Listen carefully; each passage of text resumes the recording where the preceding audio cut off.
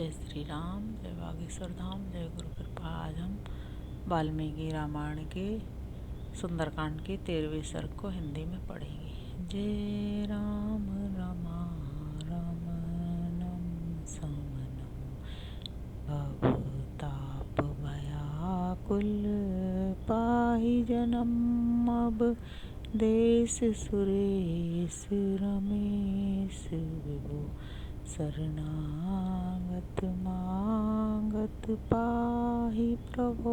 जय राम रमा रमनम समनम। जय श्री राम। 13वां सर्ग हिंदी में।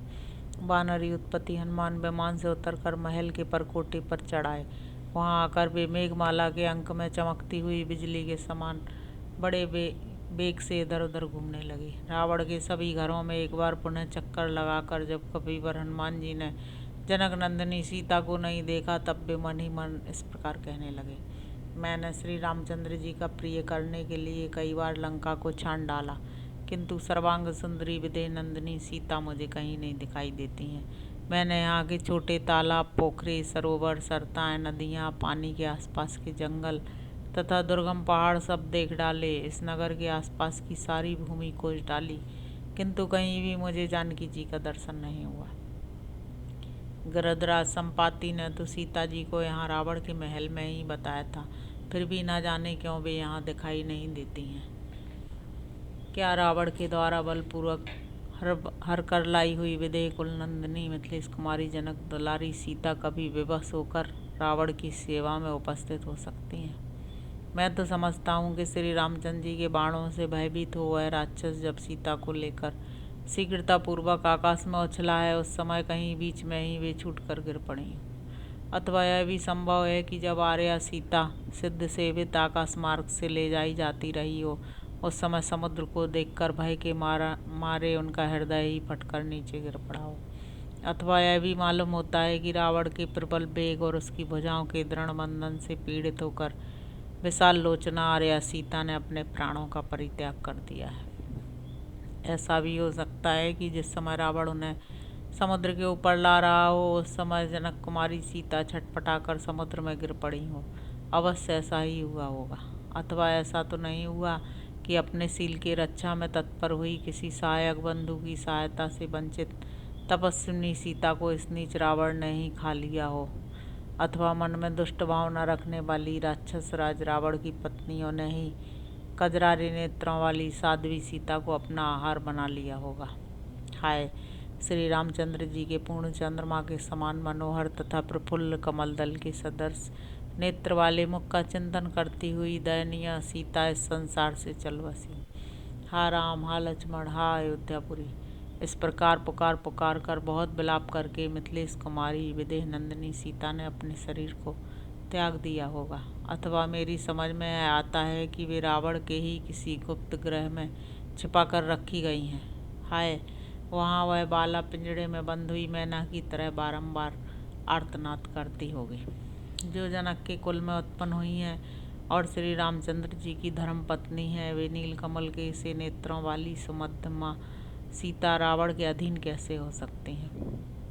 जनक किशोरी सीता चाहे गुप्त गृह में अदृश्य करके रखी गई हो, चाहे समुद्र में गिरकर प्राणों से हाथ धो बैठी हो, अथवा श्री रामचंद्र जी के विरह का कष्ट न सह सकने के कारण उन्होंने मृत्यु की शरण ली हो, किसी भी दशा में श्री रामचंद्र जी को इस बात की सूचना देना उचित न होगा, क्योंकि वे अपनी पत्नी को बहुत प्यार करते हैं। इस समाचार के बताने में भी दोष है और ना बताने में भी दोष की संभावना है। ऐसी दशा में किस उपाय से काम लेना चाहिए? मुझे तो बताना और ना बताना दोनों ही दुष्कर प्रतीत होते हैं।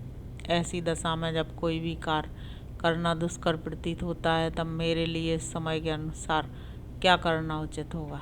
इन्हीं बातों पर हनुमान जी बारंबार विचार करने लगे।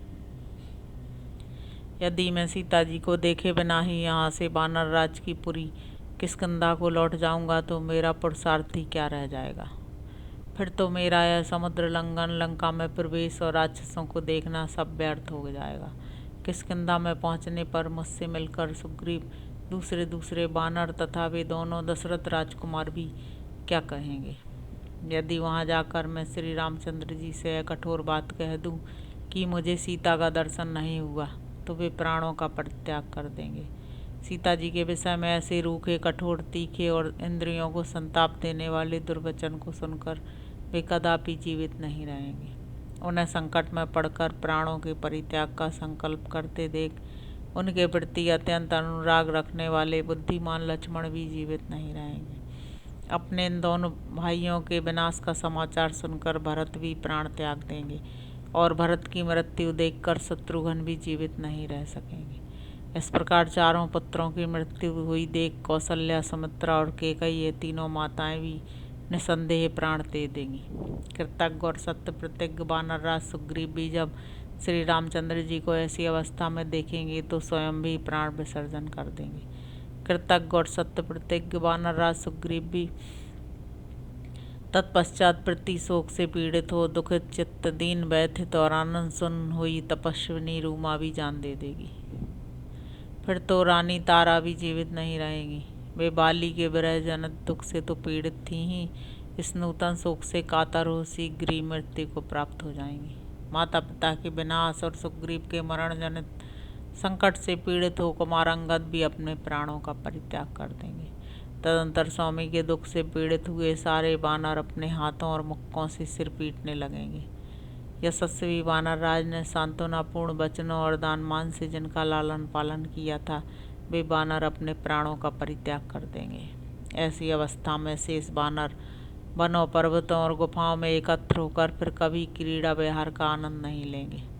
अपने राजा के शोक से पीड़ित हो सब वानर अपने पुत्र, स्त्री और मंत्रियों सहित पर्वतों के शिखरों से नीचे सम अथवा विषम स्थानों में गिरकर प्राण दे देंगे, अथवा सारे विष पी लेंगे या फांसी लगा लेंगे या जलती आग में प्रवेश कर जाएंगे, उपवास करने लगेंगे अथवा अपने ही शरीर में छुरा भोंक लेंगे। मेरे वहाँ जाने पर मैं समझता हूँ बड़ा भयंकर आर्तनाद होने लगेगा। इक्ष्वाकु कुल का नाश और वानरों का भी विनाश हो जाएगा। इसलिए मैं यहाँ से किष्किंधापुरी को तो नहीं जाऊँगा। मिथिलेश कुमारी सीता को देखे बिना मैं सुग्रीव का भी दर्शन नहीं कर सकूँगा। यदि मैं यहीं रहूं और वहां ना जाऊं तो मेरी आशा लगाए वे दोनों धर्मात्मा महारथी बंधु प्राण धारण किए रहेंगे और वे वेगशाली वानर भी जीवित रहेंगे। जानकी जी का दर्शन न मिलने पर मैं यहाँ वानप्रस्थी हो जाऊंगा। मेरे हाथ पर अपने आप जो फल आदि खाद्य वस्तु प्राप्त हो जाएगी उसी को खाकर रहूँगा, या परीक्षा से मेरे मुंह में जो फल आदि खाद्य वस्तु पड़ जाएगी उसी से निर्वाह करूँगा तथा सोच संतोष आदि नियमों के पालन पूर्वक वृक्ष के नीचे निवास करूँगा, अथवा सागर तटवर्ती स्थान में जहाँ फल मूल और जल की अधिकता होती है मैं चिता बनाकर जलती हुई आग में प्रवेश कर जाऊँगा, अथवा आमरण उपवास के लिए बैठकर लिंग शरीरधारी जीवात्मा का शरीर से वियोग कराने के प्रयत्न में लगे हुए मेरे शरीर को कौवे तथा हिंसक जंतु अपना आहार बना लेंगे। यदि मुझे जानकी जी का दर्शन नहीं हुआ तो मैं खुशी खुशी जल समाधि ले लूँगा। मेरे विचार से इस तरह जल प्रवेश करके परलोक गमन करना ऋषियों की दृष्टि में भी उत्तम ही है। जिसका प्रारंभ शुभ है ऐसी शुभगा अशस्विनी और मेरी कीर्तिमाला रूपा यह दीर्घ रात्रि भी सीता जी को देखे बिना ही बीत चली। अथवा मैं नियम पूर्वक वृक्ष के नीचे निवास करने वाला तपस्वी हो जाऊंगा, किंतु उस असित लोचना सीता को देखे बिना यहाँ से कदापि नहीं लौटूंगा। यदि सीता का पता लगाए बिना ही मैं लौट जाऊं तो समस्त वानरों सहित अंगद जीवित नहीं रहेंगे। इस जीवन का नाश कर देने में बहुत से दोष हैं। जो पुरुष जीवित रहता है वह कभी न कभी अवश्य कल्याण का भागी होता है। अतः मैं इन प्राणों को धारण किए रहूँगा। जीवित रहने पर अभीष्ट वस्तु अथवा सुख की प्राप्ति अवश्य संभावी है। इस तरह मन में अनेक प्रकार के दुख धारण किए कपि कुंजर हनुमान जी शोक का पार न पा सके। तदंतर धैर्यवान कपि श्रेष्ठ हनुमान ने पराक्रम का सहारा लेकर सोचा, अथवा महाबली दशमुख रावण का ही वध क्यों न कर डालूं। भले ही सीता का अपहरण हो गया हो, इस रावण को मार डालने से उस बैर का भरपूर बदला सध जाएगा। अथवा इसे उठाकर समुद्र के ऊपर से ले जाऊं और जैसे पशुपति को पशु अर्पित किया जाए, उसी प्रकार श्री राम के हाथ में इसको सौंप दूँ। इस प्रकार सीता जी को ना पाकर वे चिंता में निमग्न हो गए। उनका मन सीता के ध्यान और शोक में डूब गया। फिर वे वानर वीर इस प्रकार विचार करने लगे, जब तक मैं यशस्विनी श्री राम पत्नी सीता का दर्शन न कर लूँगा, तब तक इस लंकापुरी में बारंबार उनकी खोज करता रहूँगा। यदि संपाति के कहने से भी मैं श्री राम को यहाँ बुला ले आऊँ, तो अपनी पत्नी को यहाँ ना देखने पर श्री रघुनाथ जी समस्त वानरों को जलाकर भस्म कर देंगे। अतः यहीं नियमित आहार और इंद्रियों के संयम पूर्वक निवास करूँगा। मेरे कारण वे समस्त नर और वानर नष्ट ना हो। इधर यह बहुत बड़ी अशोक वाटिका है, इसके भीतर बड़े बड़े वृक्ष हैं। इसमें मैंने अभी तक अनुसंधान नहीं किया है, अतः अब इसी में चलकर ढूंढूंगा। राक्षसों के शोक को बढ़ाने वाला मैं यहाँ से वसु, रुद्र, आदित्य, अश्विनी कुमार और मरुदगणों को नमस्कार करके अशोक वाटिका में चलूँगा।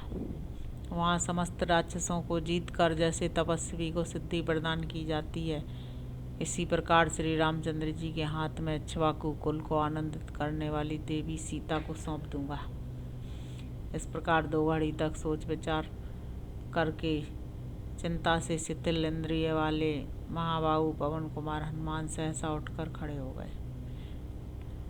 लक्ष्मण सहित श्री राम को नमस्कार है, जनक नंदिनी सीता देवी को भी नमस्कार है, रुद्र, इंद्र, यम और वायु देवता को नमस्कार है तथा चंद्रमा, अग्नि एवं मरुदगणों को भी नमस्कार है। इस प्रकार उन सबको तथा सुग्रीव को भी नमस्कार करके पवन कुमार हनुमान जी संपूर्ण दिशाओं की ओर दृष्टिपात करके अशोक वाटिका में जाने को उद्यत हुए। उन वानर वीर पवन कुमार ने पहले मन के द्वारा ही उस सुंदर अशोक वाटिका में जाकर भावी कर्तव्य का इस प्रकार चिंतन किया।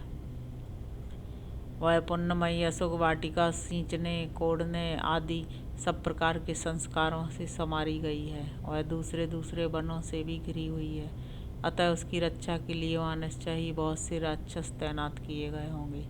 राक्षस राज के नियुक्त किए हुए रक्षक अवश्य वहाँ के वृक्षों की रक्षा करते होंगे, इसलिए जगत के प्राण स्वरूप भगवान वायुदेव भी वहाँ अधिक वेग से नहीं बहते होंगे।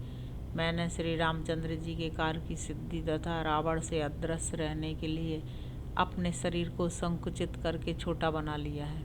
मुझे इस कार्य में ऋषियों सहित समस्त देवता सिद्धि सफलता प्रदान करें। स्वयंभू भगवान ब्रह्मा, अन्य देवगण, तपोनिष्ठ महर्षि, अग्निदेव, वायु तथा वज्रधारी इंद्र भी मुझे सफलता प्रदान करें। पासधारी वरुण, सोम, आदित्य, महात्मा, अश्विनी कुमार, समस्त मरुदगण, संपूर्ण भूत और भूतों के अधिपति तथा और भी जो मार्ग में दिखने वाले एवं ना दिखने वाले देवता हैं, वे सब मुझे सिद्धि प्रदान करेंगे।